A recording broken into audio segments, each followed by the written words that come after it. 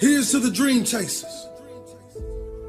Here's to the kings that wake up every day with relentless effort to taste their dreams. To the people who are wise and strong to know that the opinions of men and women are only distractions from your divine destiny. See, people walk around every single day talking about what another man or woman can accomplish because they can't stand the look of happiness on another individual's face. When they hate, you shine. When they throw shade, you become the sun. See, the thing about success, it ends all doubt. There's no better feeling in the world than telling someone, I told you so. No longer will we say what we can't do. From now on, we're going to say what we can do. Because we all have a special gift. Some just want to talk about it, and others want to apply a plan to achieving it. Every night, you write on your dream board. You create the blueprint that will lead to a beautiful design that you have created. Let's take our dreams back from the dream killers. Let's show them that your gift is for you and it was never meant for anyone else. So today, when you step out the door and you close that deal, hit that home run, make that game-winning shot, or make that key tackle, I want you to look up and tell the world, this is for the dreamers that jumped. Everybody wants to be a beast until it's time to do what real beasts do. Everybody gets excited. E.T., the guru story, but nobody wants to get up at 3 o'clock. Everybody's excited when I say, I wake up at 3 o'clock, Eric Sabines, 3 o'clock. And then you try it twice at 5, and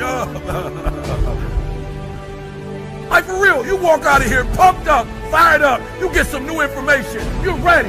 Everybody wants to be a beast until it's time to do what beasts do. And what you have to understand is, everybody that you're gonna hear from, Eric Thomas, my mother got pregnant with me at 17 years old, high school dropout, ate out of trash cans, lived in abandoned buildings, slept in cars, multi-million company that's changing the world. I didn't say America, the world. Why? Because not only do I want to be a beast, if you follow my 24 hours, I do what beasts do. Start waiting for your dreams. Run towards your dream. Because the moment you stop running, the moment you stop fighting, is the day you will lose it. Don't wait for it. Continue to fight. Continue to chase what you truly want out of your life. That dream is not going to wait and say, take a breather. It's going to say, come catch me. Catch me if you can. As you go through the challenges of life and you look at it and embrace whatever comes to you, don't run from it. Step toward it. Don't try and duck it like most people do. See, most people want it easy. See, easy come, easy what? Easy go. And I'm saying to you, whatever you got to do it, because if you don't, life is going to whoop you until you surrender. So if it's hard, then do it hard. You've got to believe in yourself. You've got to believe in your abilities. You've got to believe in your service, your company, your ideas. Unquestionably, you got to have faith, and that faith gives you patience.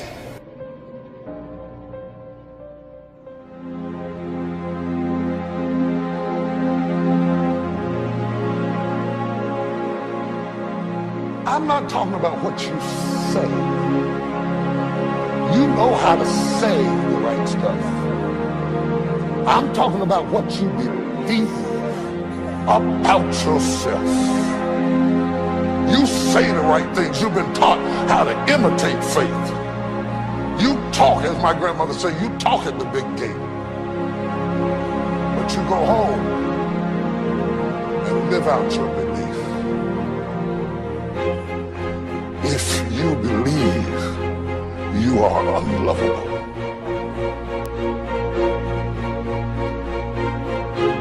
You didn't believe you were dumb till you heard you were dumb. You didn't believe you couldn't learn till you heard somebody say you couldn't learn. You didn't believe you were unattractive till you heard somebody say.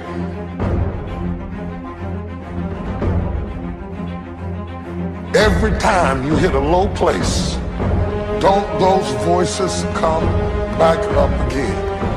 Every time things go wrong, don't those voices come back? You have never changed your belief.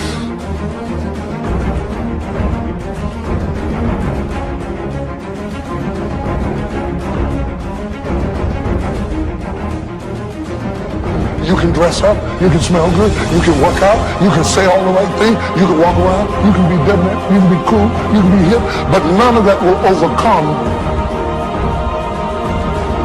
that belief that you have in your heart that your life is over, that you made too many mistakes, that you're too old to get anything done in the kingdom.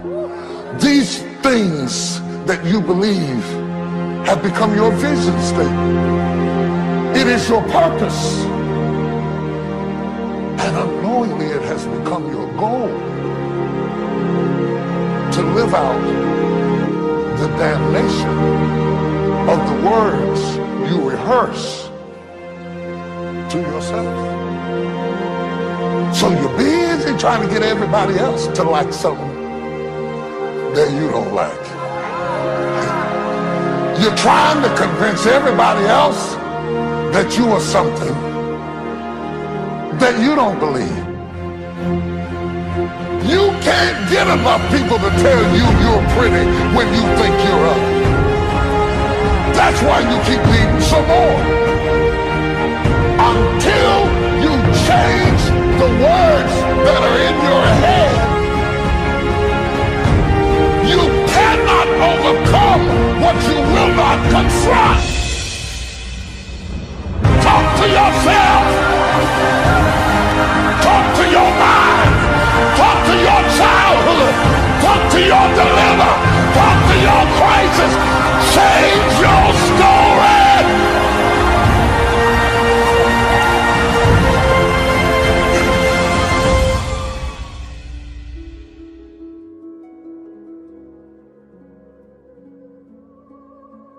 Before you ever have a breakthrough, it's going to feel like a breakdown, but you can't give up. You got to keep pressing, Paul said, this one thing I do, forgetting which is behind, I press on. You got to keep pressing. You're going to fail. Keep pressing. Get up. How do we learn how to walk? We fail. Then we learn how to keep our balance. How about riding a bicycle? We crashed. So don't get upset because you fail. It's going to happen.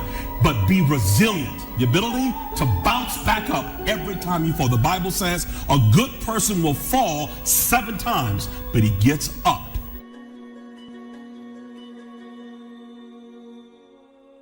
This is the time when it's the quietest.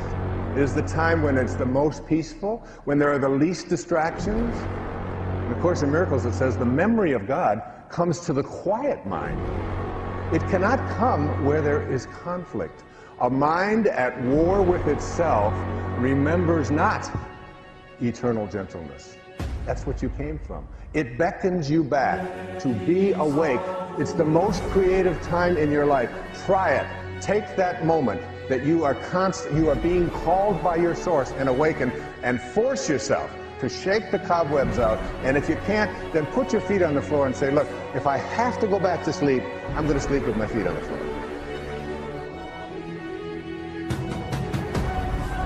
If I end the day without knowing more than I did when I woke up, it makes me wonder, what did I miss out on today? Am I getting lazy? I'm a disciplined person, and this thought alone can get me going. We live in a big world, and it's important for us to be aware of cultures other than our own. If you're going to think big. If you're going to live large.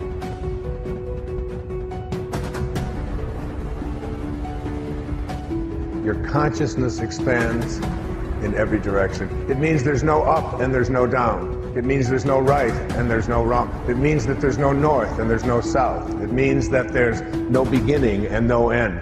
You begin to move into a consciousness place within yourself that you'll find yourself, when you move into spirit, you're going to find yourself doing things that you don't understand why you're doing them.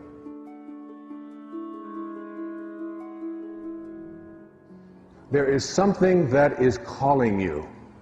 And when an idea gets a hold of you, you get into this place of surrender, where you let go. In the recovery movement, we've always called this, you let go and what? And you let God. You allow this great spirit to be something that infuses you in such a way that it becomes this thing bigger than your life, that propels you into directions that you're willing to listen to.